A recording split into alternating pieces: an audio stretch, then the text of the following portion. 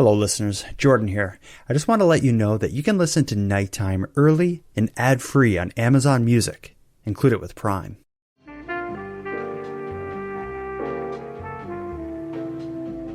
You're listening to the Nova Scotia Mass Shooting, an ongoing series by the Nighttime podcast.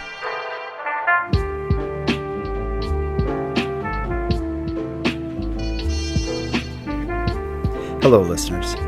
As many of you know, I've been covering the Nova Scotia Mass Shooting since the events occurred in April of 2020.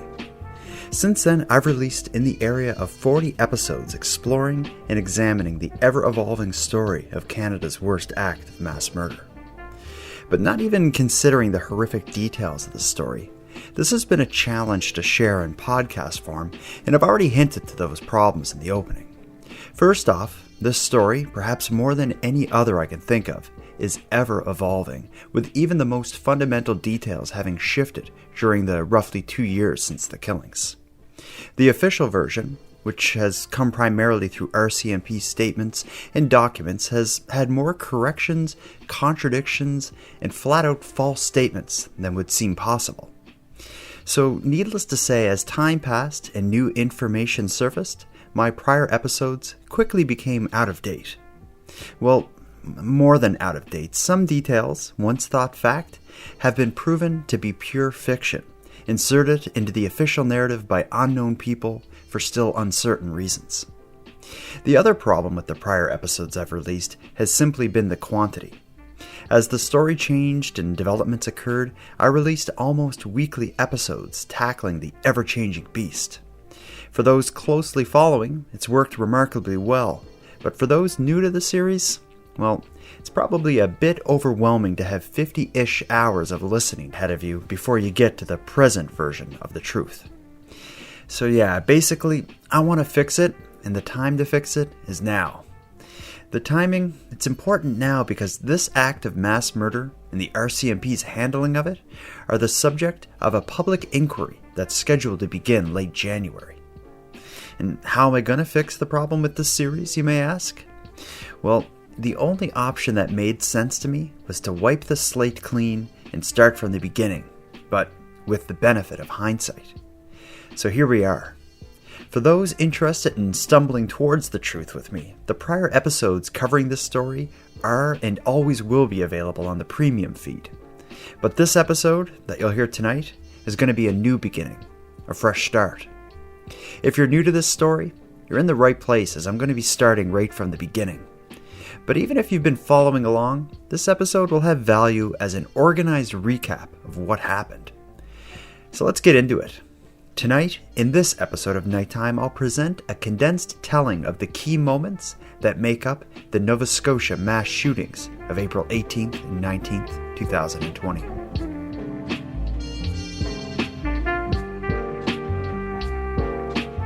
We are a country that stands united in our effort to defeat a pandemic, to save lives, and to help each other make it to a better day. But yesterday, we were jolted from that common cause by the senseless violence and tragedy in Nova Scotia. This happened in small towns. Portapique, Truro, Milford, and Enfield are places where people have deep roots, places where people know their neighbors and look out for one another. Now these communities are in mourning, and Canada is in mourning with them. We stand with you, and we grieve with you, and you can count on our government's full support.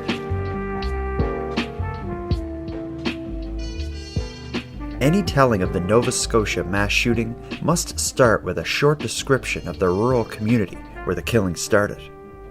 As a lifelong resident of Nova Scotia, I don't recall ever having heard of Portapique until I saw the initial news reports announcing an active shooter in the area. Portapique is located in Colchester County, and it's the kind of place you could easily drive by without even knowing it. With a population that hovers around 200 people in the summer, and much less in the winter, Portapique is what I'd casually refer to as a cottage country type setting that's quite literally in the middle of nowhere. These incidents happened in a rural area of Nova Scotia, which is Portapique in the community of Colchester County. which is in a central part of the province. This is a small community of about 100 people who live there year-round. These homes are set back from the roadways. Some are old, others are newer, and some are summer residents along the Bay of Fundy. This is a quiet and peaceful community. There are no sidewalks or street lights in that particular area. As you can likely assume, in a community such as Portapique, most of the residents are known to each other on a first-name basis, and a lot of socializing happens, especially so in the summer months when the area takes on the feeling of a campground. Now, it's still uncertain the exact relationship the killer had with many of his victims, but it's been widely reported that they were all known to each other in one way or another, be it socially, romantically, or simply as familiar faces in very small town Nova Scotia. And now that we have a sense of the area, I suppose I should move on to the man at the center of the story. Gabriel Wortman was one of Portapique's many seasonal residents. Originally from neighboring New Brunswick, 51-year-old Gabriel Wortman originally trained as an embalmer before ultimately finding a career as a denturist. At the time of the Nova Scotia Mass Shootings, Wortman had 2 clinics in the Halifax area that he split his time between. One of them had a sort of apartment above it that he lived in, and when he wasn't in either, he was likely at his place in Portapique. And I should be more clear, actually. He had more than one place in Portapique. He had several, and he seemed interested in purchasing more. Gabriel Wortman wasn't married at the time of his killing spree, although he had a long-term common-law partner named Lisa Banfield. Lisa worked with Gabriel at the denture clinic and handled a lot of the administrative aspects of the business on his behalf. Not a lot is known about their relationship other than that Gabriel was said to be controlling, unfaithful, and verbally and or physically abusive towards Lisa. But as you'll hear soon, their relationship is something many people want to know more about, and also something that a lot of people want kept secret, so we'll move on for now. Wortman, quite simply, was a complicated guy, known by many people for many different reasons. Of course, he was widely known as a denturist, but he was also a ravenous collector of motorcycles, someone who liked to party, a guy who had an appetite for women that seemed to overshadow his or their current relationship status, and, well, he had an obsession with police that went back to childhood. His high school yearbook write-up even made reference to his future likely being in policing. Well, this interest in policing becomes very important as we go along. Gabriel Wortman, of course, never became a police officer, but what he did do is become a collector of police paraphernalia. Most specifically, and in this case horrifically, he obtained police uniforms and purchased several decommissioned police cars from auction. If you're unfamiliar with decommissioned police cars, I'll put it this way. In most places, when a police car is no longer used, its police-specific equipment is removed and it's sold at a government auction.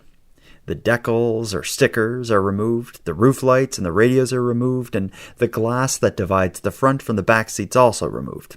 So it's basically just a white car. Here in Nova Scotia, that's a white Ford Taurus that the police use. Gabriel Wortman had at least 4 of these cars, but one in particular that he kept at his property in Portapique, he had fully restored to the point that it looked indistinguishable from a real RCMP car. Between several online marketplaces and calling in a favor or two from a friend who worked at a print shop, Gabriel Wortman was able to get everything he needed to make it happen. Now, before we get much further, there's something else I should mention. Gabriel Wortman was also a collector of firearms. Although he wasn't licensed to use or possess them, he managed to collect several firearms, both handguns and rifles. So, for the most part, the stage is already set. We have Gabriel, the denturist with a police car, firearms, and an at least complicated relationship bouncing back and forth between the Halifax area and Portapique. The last wrench we throw in this story is going to be timing. The events that I'm going to walk through occur in April of 2020. That's about a month into the first wave of COVID-19 here in Nova Scotia. At this point, people were locking down, businesses were either closed or closing, and, well, there was a tremendous amount of uncertainty. Gabriel Wortman was clearly affected by it. He'd recently purchased several $100s of gas, a quantity of rice, and converted several $100,000 of investments into cash that he was hiding. Paranoid? Maybe. But I don't think paranoid explains what's about to happen next.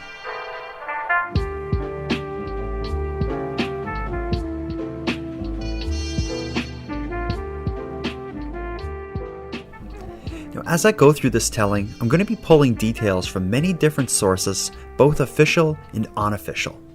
One such source will be what's commonly referred to as the ITOs, which is an abbreviation for Information to Obtain a Search Warrant Document. In the simplest terms, police need to present information to justify the issuance of a search warrant. Shortly after Wortman's killing spree, a series of interviews were conducted and abbreviated versions were included in the ITO documents that were used to obtain warrants to search his properties. And portions of these documents have since been made public. Although Wortman's common law partner Lisa Banfield has never spoken publicly, the ITO documents show us that she did speak to investigators at least twice. And what we know about the night prior to the killing spree comes from the statements she made. According to Lisa Banfield, April 18, 2020 was her and Gabriel's 19th anniversary as a couple. With most businesses shut down related to the first wave of COVID, they spent the afternoon on a long drive together. Lisa didn't elaborate much about this drive, but it's very notable as several of the locations they drove past or commented on would be visited during the upcoming killing spree or connected to people that he did kill. Later that evening, after their drive, they returned to one of Wortman's Portapique properties referred to as the warehouse. Think of it as a sort of recreational type man cave kind of place. While there, Lisa and Gabriel were having a sort of virtual get-together via FaceTime with a couple from Houlton, Maine, a town on the American-Canadian border. During the call, Lisa and Gabriel shared that the following year, their 20th anniversary, they'd mark the occasion with some sort of commitment ceremony. I suppose an unofficial wedding type event.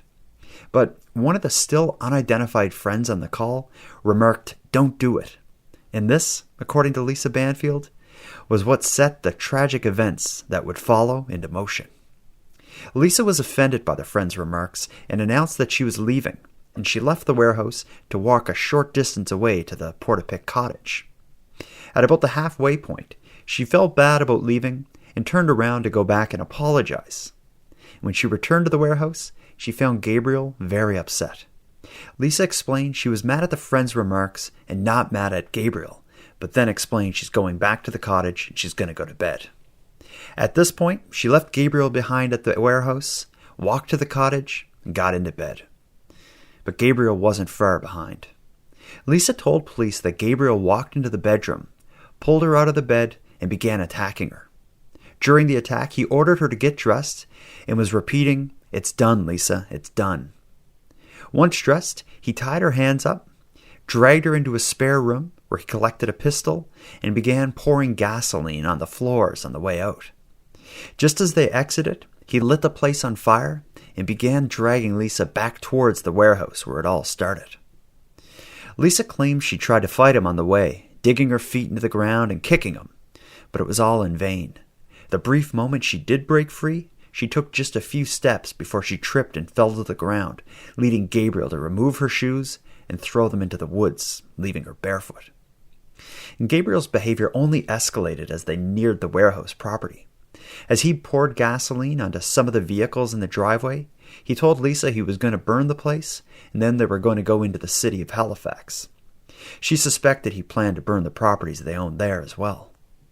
Lisa pleaded with him to stop, but again, his response that it was too late and there's no turning back. At this point, he began to restrain Lisa further. He attempted to put handcuffs on her, but as he did, to resist, she dropped her body to the ground.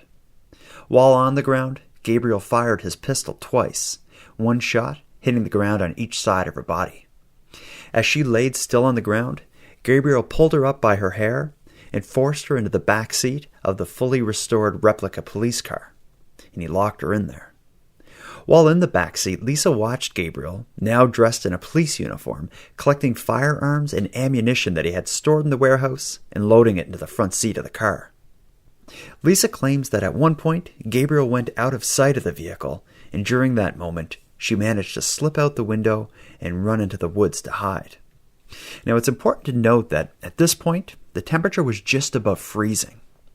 Lisa claims that she was barefoot and without a jacket, and that she found shelter under the exposed root system of a tree and stayed there for the night.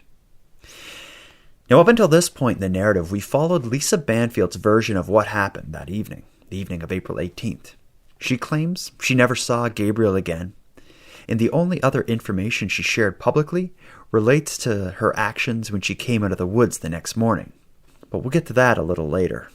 The next part of this story, it's going to be a bit harder to tell, as very few people who encountered Gabriel Wortman during this rampage lived to tell about it.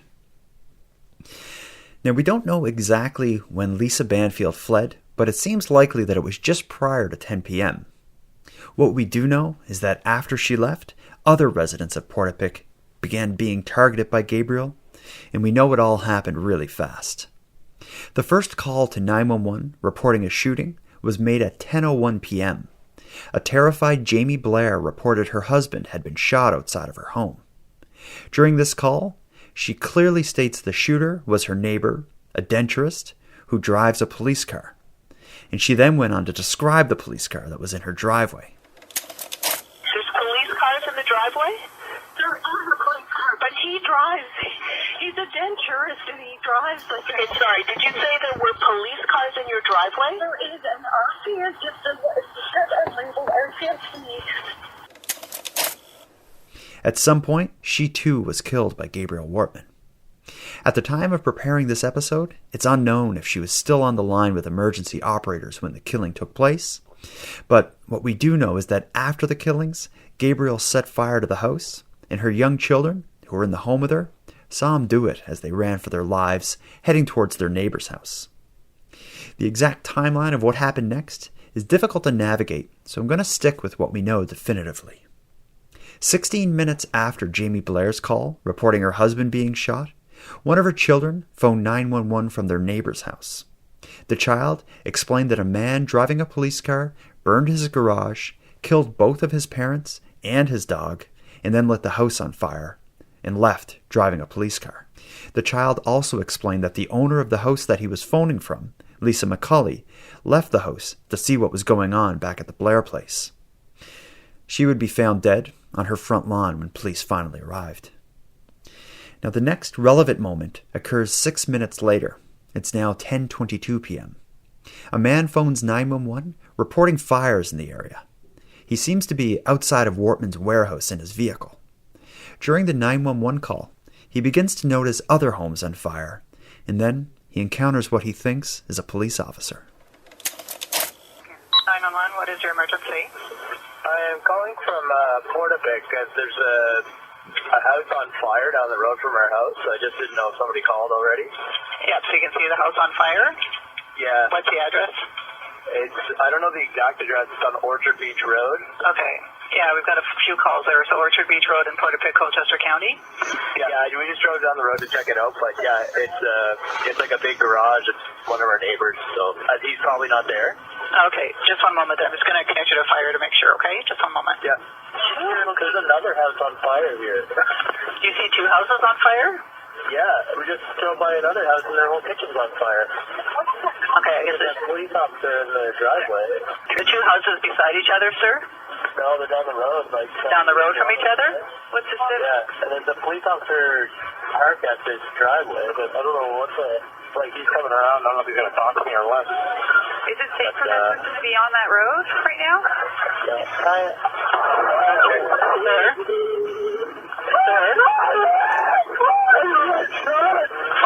Fire, so you're aware there's possibly a second fire? It's our neighbor, Dave. He just shot me in the arm. Please help us.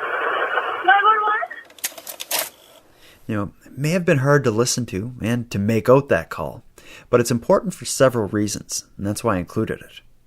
It's the third time in 25 minutes we heard Gabriel Wortman described as being a shooter and in a police car.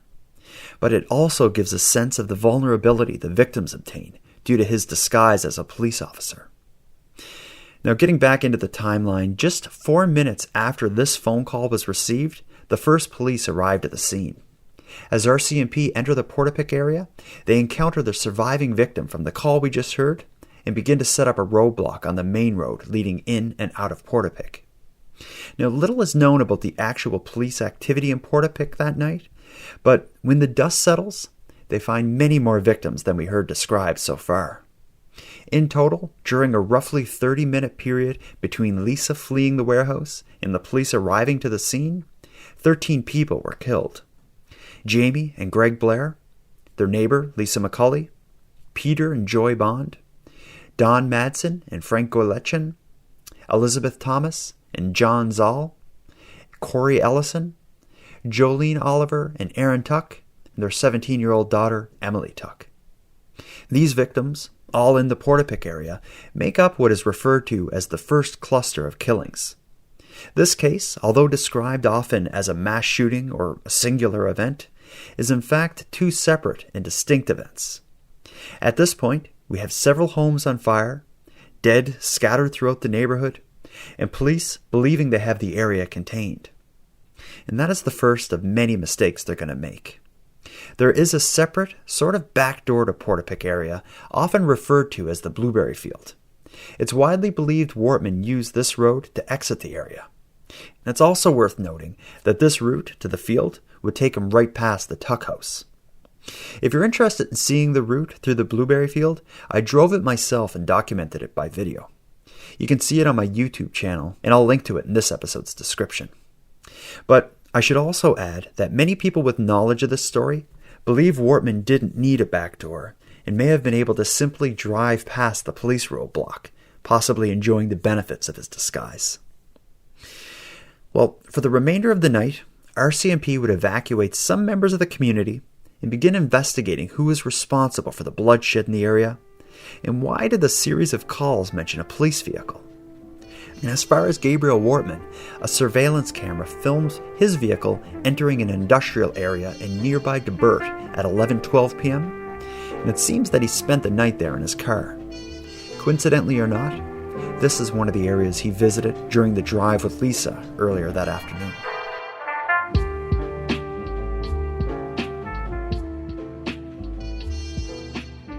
I'm going to pick up the story by following along closely with the police investigation, as there's a lot to unpack in relation to what they did and what they didn't do between Wortman's first and second killing sprees.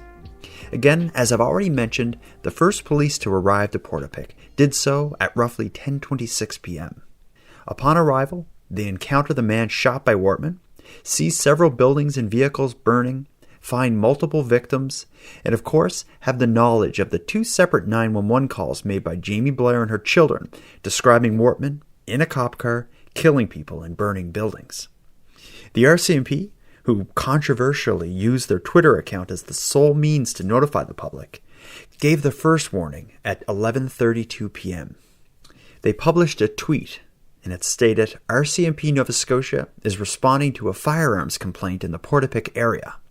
The public is asked to avoid the area and stay in their homes with doors locked at this time.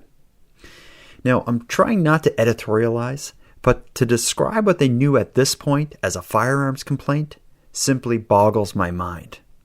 And then, considering how many residents of a remote Nova Scotia small community with spotty cell phone reception even use Twitter, that's a whole other story. So let's get back into it. The police investigation in Portapique primarily involved locating the cruiser the victims described during the 911 calls and finding the suspect, Gabriel Wortman, who they seem to believe was still in the area. A leaked copy of the documents that are going to be used in an upcoming public inquiry give a detailed account of this aspect of the story. Here's how it plays out. The first thing the RCMP did was confirm the vehicle being described by the victims wasn't one of their own. Staff sergeants in Colchester and Cumberland counties handled the task and confirmed that all RCMP cruisers in the area were accounted for. Meanwhile, officers were slowly making their way through Portapique, searching for Wortman, and during this search, they located two Ford Taurus vehicles at his properties, one at the cottage, and the other one was burnt out at his warehouse. Next, A few minutes after midnight, a Constable Dorrington recognized the name of the suspect and recalled issuing him a speeding ticket just 2 months earlier, and he circulated a photo of his driver's license to fellow officers as well as a description of the vehicle Wortman was driving during the speeding incident, another white Taurus with reflective tape down the side. The suspicion initially is that this vehicle with the reflective tape is the one that's being mistaken for a police cruiser. That suspicion, however, would be proven unfounded at 1:54 a.m. when officers from the Halifax Regional Police would check the parking lot of Wortman's denture clinic in Dartmouth and find a white Taurus with reflective tape down the side and a license plate matching the one from Dorrington's ticket. In this vehicle, it obviously wasn't involved, as it had a thin, undisturbed layer of snow on top of it. Now I'm going to give another quick recap just so we're clear on the timeline, as things are about to happen fast. At roughly 10 p.m., Lisa escapes and the killing starts. Roughly a half hour later, about 10:30 p.m., police arrive on the scene and meet the surviving victim who was shot while on the line with 911. Armed with the descriptions from the 3 separate 911 calls, they identify a suspect, Gabriel Wortman, and begin looking for a vehicle that resembles a police car. At 11:32 p.m., the RCMP Twitter account mentions a firearm complaint and warns people in the area to lock their doors. And then, for the remainder of the night, they have the Portapique area contained, with no sign of Wortman or any sign of the police car he's said to be driving. What we know now, and what I think they should have known then and warned people about then, is that Wortman was no longer in Portapique. And at 6:30 a.m. the next morning, April 19th, he'd begin a second killing spree, and this time he wouldn't be contained to a small, remote neighborhood. We don't know what he did all night, but at about 5:30 a.m., he left the Debert industrial area and traveled to the community of Wentworth, specifically to the home of 2 of his friends, Alana Jenkins and Sean McLeod. Security cameras in the area captured his vehicle driving in the direction of their home, so we have a good time for that. Now, we have no way to know what happened in the home, as whatever happened didn't provide an opportunity for them to dial 911, and it ended with them both dead and their home on fire. Meanwhile, back in Portapique, a significant development would be made. At the time that Wortman was in the Jenkins-McLeod house, Lisa Banfield would come out of hiding. Just after 7 a.m., Lisa appeared at the door of Portapique resident Leon Jodry's home.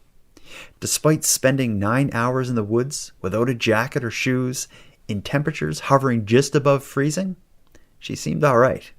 Here's how Leon explained it to me in a prior episode of Nighttime. To me it did, yeah. She didn't have dirt on her. She looked in my eyes. I can picture her right now. She dressed in black with bare feet, and she worked up and hysterical. Mm-hmm.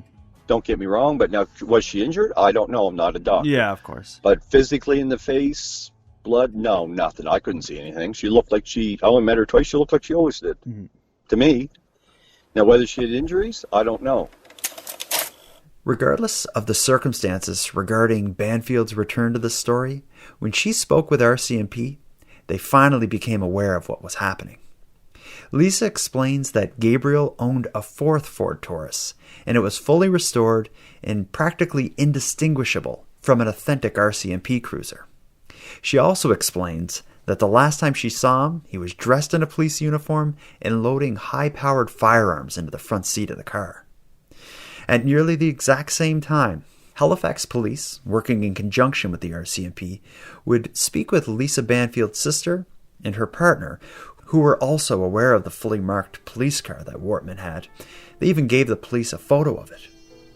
So between Lisa and her sister, at 7:27 a.m. on the morning of April 19th, RCMP were fully aware of the unaccounted-for, fully marked police car and a mass killer on the loose dressed as a cop. Yet, they didn't inform the public at this point. It was only after 6:30 in the morning, or daybreak, when a victim emerged from hiding after she had called 911. Our officers responded, and it was at that time that through that significant key witness, we confirmed more details about Gabriel Wortman. This included the fact that he was in possession of a fully marked and equipped replica RCMP vehicle, and was wearing a police uniform. We also learned that he was in possession of several firearms that included pistols and long-barreled weapons.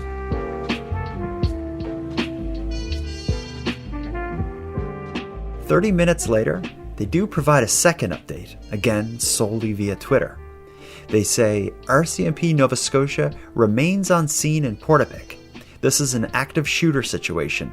Residents in the area, stay inside your homes and lock your doors.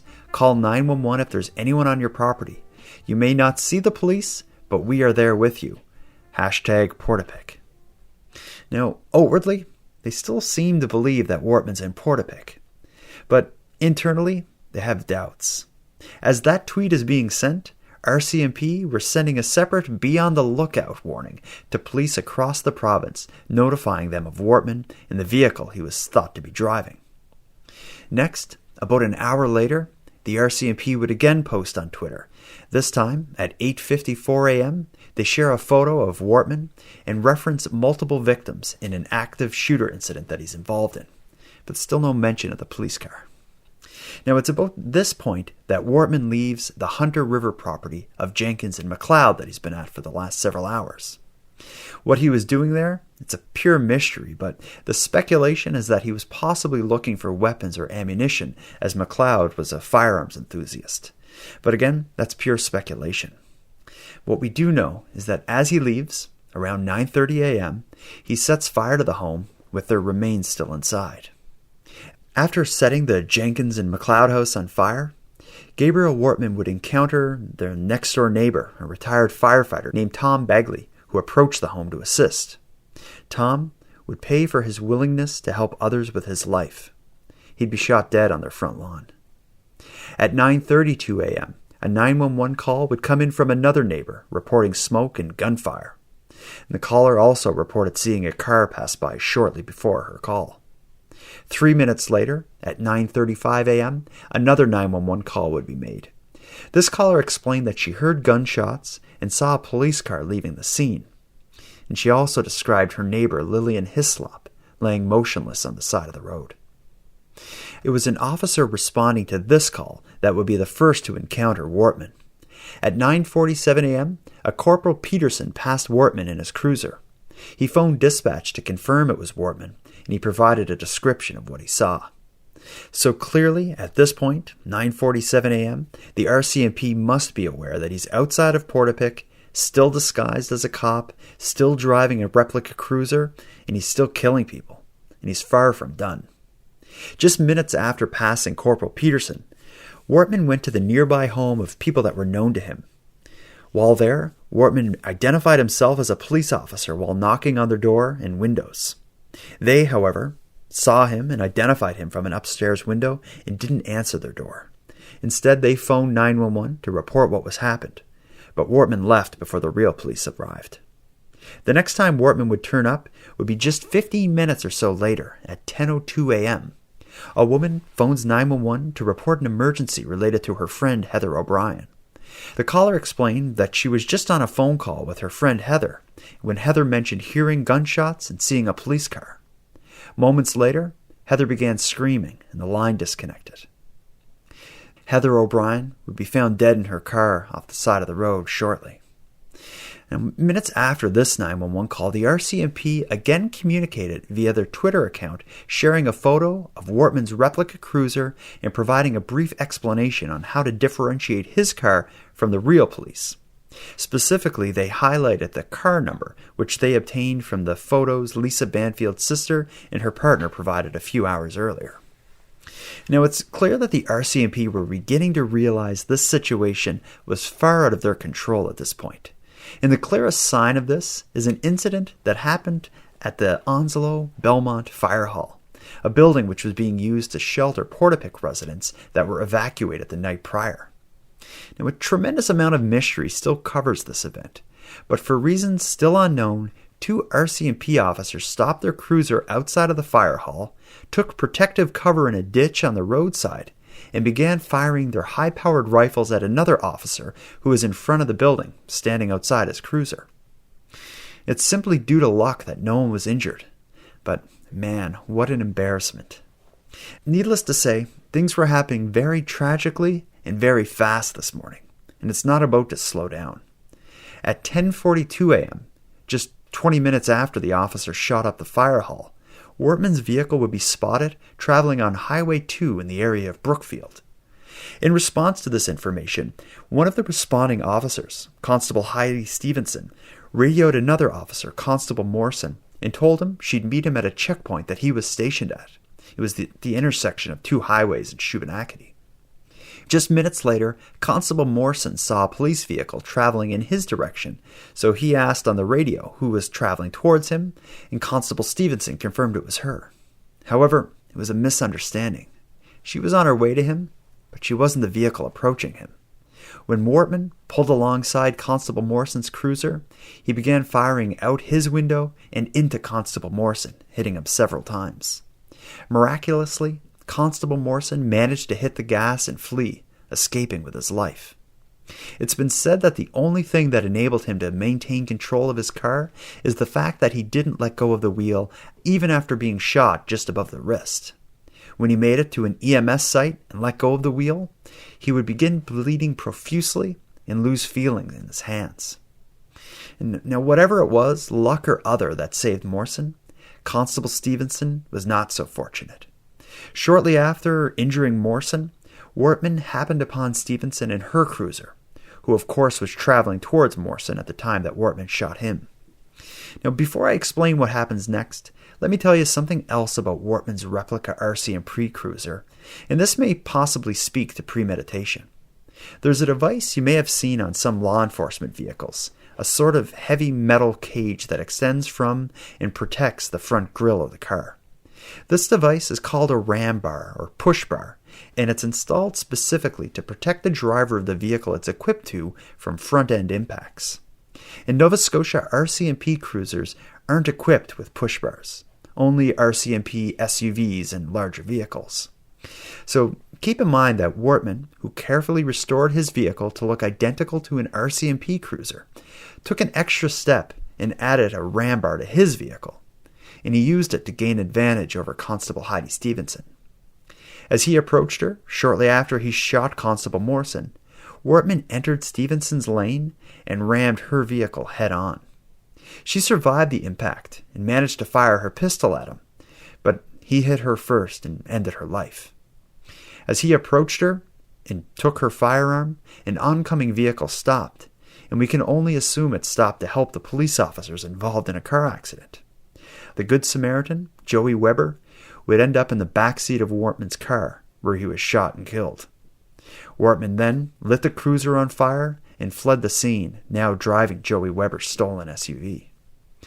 Another 15 minutes or so later, now 11:06 a.m., RCMP provided an update via Twitter, letting the public know that Wortman is now driving a silver SUV and ask anyone who sees it to call 911. In this tweet, they mention that he's traveling on Highway 2 from Brookfield, but that's another mistake. He was actually in Shubenacadie, visiting another one of the locations he stopped at during the drive with Lisa that prior afternoon. Lisa Banfield had told police that Gabriel had pointed out the window and mentioned that's where Gina Goulet lives. Lisa was familiar with Gina, as like Gabriel, Gina Goulet was another denturist. But this time, Gabriel didn't drive past Gina's home, and she wasn't surprised to see him. Just prior to him arriving, she had phoned a family member asking them to come to her house, as she was worried having heard the news. But before her family arrived, Gabriel did, and he used force to enter her home, chased her briefly, and shot her to death in her bedroom. And before leaving the home, Gabriel would take additional steps to confuse whomever may be looking for him. He changed out of the police uniform that he'd been wearing, leaving it on the ground outside Gina's house, and changed into civilian clothes, and would leave in Gina's vehicle, a red Mazda, leaving Weber's silver SUV that the police were looking for behind. Shortly after he left, Goulet's family members would arrive to the home and find her dead. Now, we're getting to the end of Wortman's rampage, and we all have Gina Goulet to thank for it, I suspect. See, Gina was famous for keeping very little gas in her car. And fortunately, when Wortman stole it, the car was just above empty. he certainly wouldn't have enough gas to get into the city of Halifax where he seemed to be headed. Wortman would first stop at a gas station in Elmsdale, pulling up alongside a tactical police vehicle that was in a neighboring bay. Wortman, not knowing Goulet's car well, pulled up on the wrong side, but seemed to try to play it cool. He ran the gas pump awkwardly over the roof of the car as the police officers in the neighboring bay watched along. Wortman, realizing the pump wasn't going to reach the tank, gave up on it. He hung up the pump, got in the car, and drove off.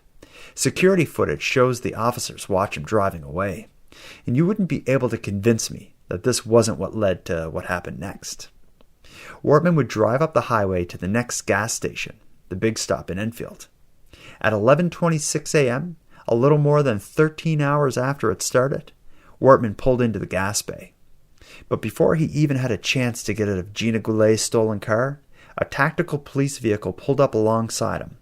And as the vehicle rolled to a stop, officers jumped out and unloaded their pistols through Wortman's windshield, hitting him many times and killing him dead. But they still didn't take any chances. They pulled his body out of the car, cuffed his hands behind his back, and they let him bleed out face down on the pavement. At 11:40 a.m., RCMP posted another tweet informing the public that Wortman was now in custody. In the end, this second cluster of killings, which took place on the morning of April 19th, led to Wortman killing 9 more people, in addition to the unborn child one of the victims was carrying at the time she was murdered. After escaping Portapique, leaving a seemingly confused RCMP behind, Wortman ended the lives of Alana Jenkins and Sean McLeod, Tom Begley, Lillian Hislop, Kristen Beaton and her unborn child, Heather O'Brien, Heidi Stevenson, Joey Weber, and Gina Goulet. During the totality of this event, 22 people were killed.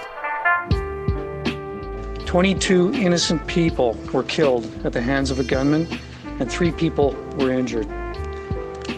To call this a tragedy would be an understatement. Some of those who lost their lives did so while trying to save others. They are true heroes.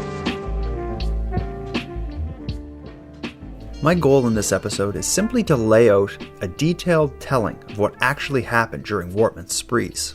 But there's so much more to the story that I didn't say. In fact, there's already about 50 hours of past nighttime episodes that explore this topic, speak to family members of victims, and speak to witnesses to some of the events that I've just described. But none of those episodes tell the story from start to finish like I did in this episode.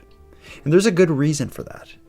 Getting this story out to the public has involved a tooth and nail legal battle between the RCMP and a group of media outlets who seek to gain access to documents that the RCMP, up until now, have remained unwilling to provide without significant redactions.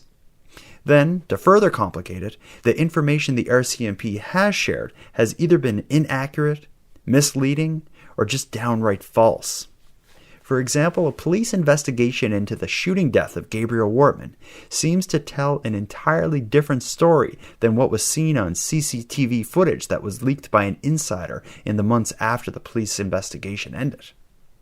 In fact, there's been so little information shared and so much dissatisfaction with the RCMP's handling of this tragedy that the families of the victims loudly and effectively pressured the government into granting a public inquiry into what happened, how it happened, why it happened, and what could have been done to prevent it.